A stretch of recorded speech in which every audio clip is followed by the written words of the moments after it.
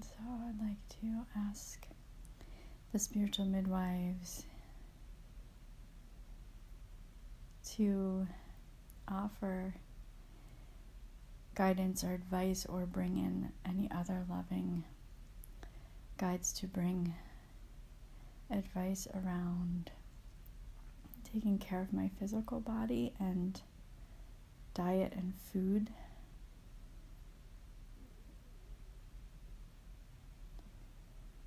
And I'd like to invite them to speak through me. Usually we write together, but I'm just offering my voice. Loved ones in spirit, guides, angels, all those that we feel but do not have the name for, all beings of love and wisdom that are part of us. Just like to thank you for everything that I have, everything that we have, the abundance and health and love in my life. Thank you for this body. Thank you for this spirit that remembers. Thank you for this voice that can carry your guidance through, for this mind, for this heart. Please allow me to be an open channel of love and wisdom, free of my own ego.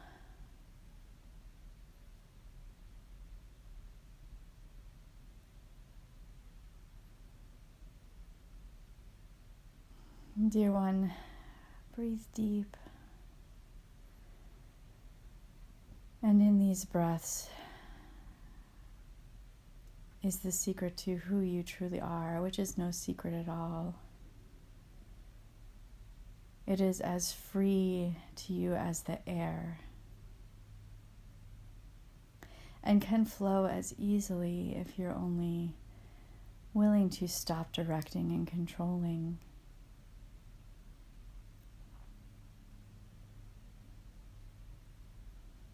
For if you can relax and trust, this knowing that we offer you will not have to pass through thought into word, but will just be a part of you. Will just be instant. A part of your aliveness, just as the air.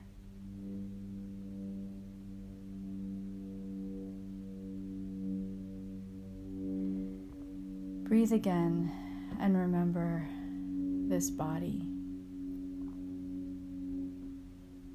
Breathe again and remember this beating heart.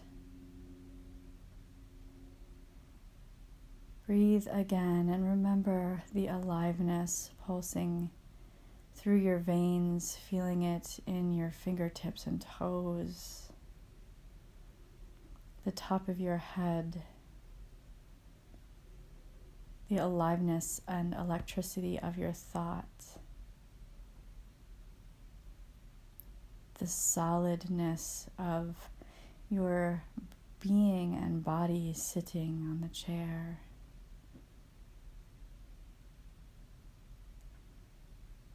This body that allows your beingness is so beautiful and such a miracle. And we know you know this in your mind, but we want you to remember this, not with your mind, but remember it in your body. So that when you reach your mind out to feel the awareness of your body, that you might just feel your aliveness there.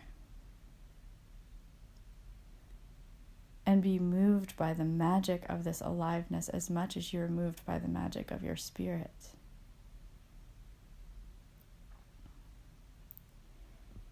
You can move your hand by thinking. You can animate and nourish your entire body, every cell, by not even doing anything except being alive. And this is all due to your body.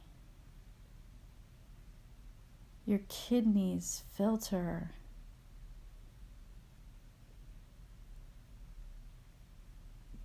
Your blood carries everything you need to each and every tiny little vessel. Your lungs take breath without direction. Your heart beats on and on just with the joy of being alive. Your skin feeling with every tiny hair and fiber.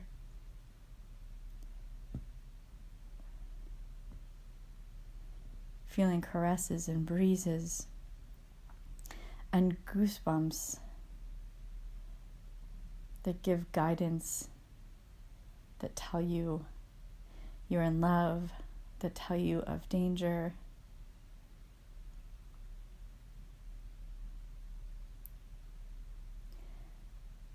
Eyes that take in majesty and tragedy, hope.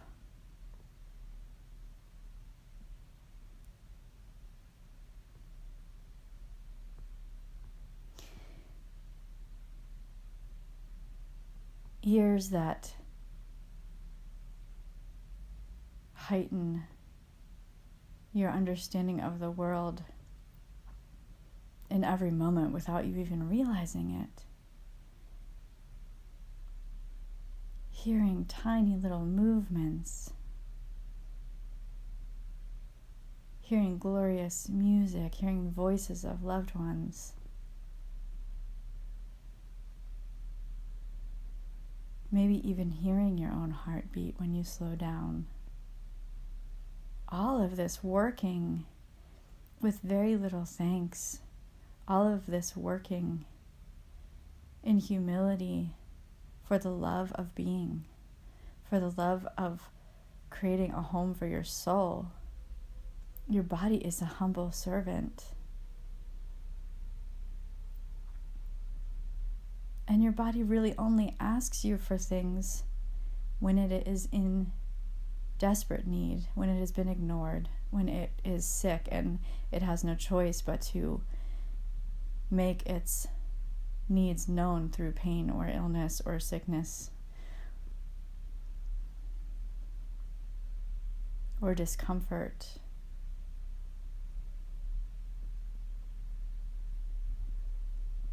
For when you stop and listen to it, these things are not necessary because you hear its needs. You work in partnership.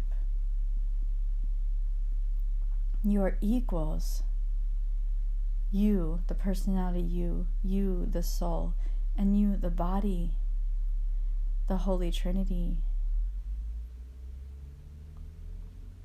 You can work as equals in harmony, supporting and dancing together. And then there will not be a need for pain and illness, for shouting for attention, because all will be heard and all will be supported and all knows that they are important. Each part of you will know. So first, remember to go to the breath. And we know you've heard this many, many times, but we will continue to say it over and over. Continue to go to the breath and to feel the aliveness of what it is to inspire, to bring spirit within. Respiration, inspiration, it is all the same.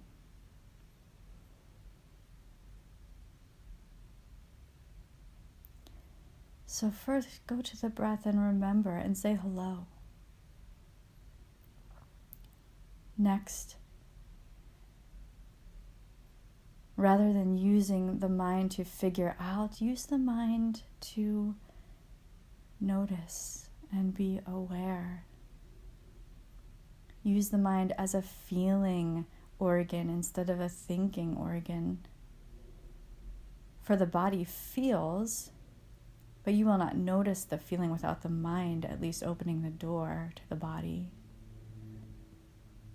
So open the door. Let the body be a neighbor who's welcome to come into the mind. Likewise, let the body relax and allow the mind to see it. We do not need to shut each other out.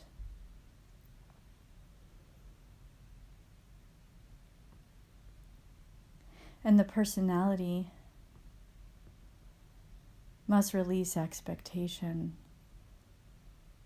of what each of these is supposed to do, and release expectation of what the body should look like, act like, feel like, and what the mind should look like, act like, feel like. The personality is not the boss of these. None is the boss. We are equal partners. Body,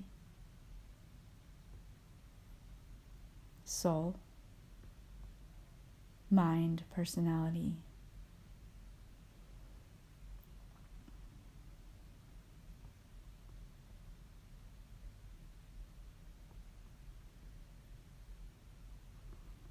The soul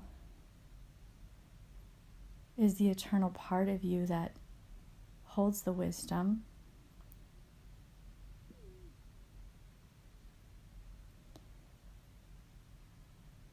The soul can repair this relationship with the body. The body is like a wounded animal almost, or a wounded child that has sort of been ignored and sometimes abused, not purposely, but just through either inaction or through gluttonous behavior in an attempt to quiet the mind. And so the body has sort of hidden its wisdom away because it didn't feel listened to and it didn't feel safe, because it is criticized by the mind, so it hides. Just like anyone who is continuously criticized is going to hide. They're not going to share their wisdom for fear of being hurt more or being ignored. And so the body has done this. So we must repair. We must welcome the body to come out into the light with its wisdom and joy. By saying, we hear you, we want to know your story, we want to know your wisdom, we want to know your needs. So you must begin by asking and offering to listen with your mind, with your personality. Your soul knows how to do this, so the soul must be the peacemaker between the body and mind and personality. The mind and personality is not negative or evil or mean or ruthless. It has developed this need to control. It feels pressure. It feels like it has all the responsibility to figure everything out. And so it wasn't intending to hurt the body or to ignore the wisdom. It was somehow felt like it was its sole responsibility to take care of us, to take care of you. The mind felt like it had to figure everything out. And so in a fear-based pattern, it repressed the knowledge of the body because it didn't have time for that. It didn't have time to figure out what the body needed or to listen to the body wisdom that was saying, take care of me, or exercise, or sit in stillness and meditate, or eat this healthy food, or don't drink that, or don't eat that. It felt like it didn't have time to figure all those things out. Instead, it just must make these quick decisions, the easiest way to some kind of peace, illusion of peace, was to shut the body down, ignore those needs, and do things that would also, out of exhaustion, begin to shut the mind down as well. Sometimes good things like meditation, but sometimes bad things like drinking or eating foods that wouldn't be numbing. numbing the body and then numbing the mind, giving the self illusion of peace. But this just causes injury in the psyche and the body, causing those to have no choice but to call out in pain. And so it's never too late to begin again. So take a deep breath again. Beloved, return to the body and the breath.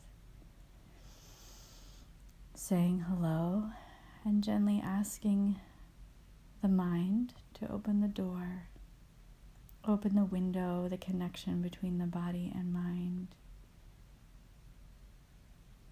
with the soul being the guidance, the unifying factor between those two parts of yourself, the peacemaker. So you must let the mind be acquainted with the body again. Let the body be acquainted with the mind again by spending time together. So when doing things like listening to the body,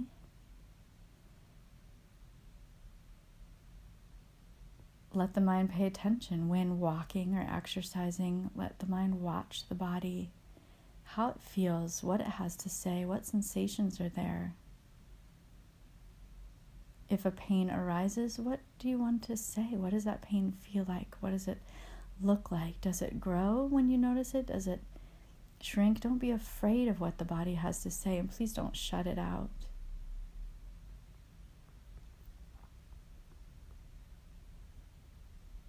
The more that the body feels heard, the more peaceful its messages will become, and the stronger it will be.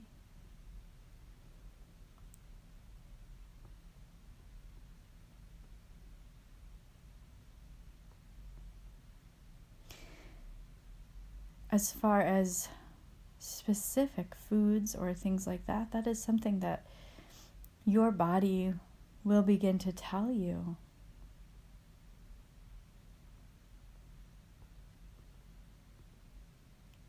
So before choosing, making a meal, a menu, making a choice, visit that breath again, open the window, allowing the body to breathe into the mind, allowing the mind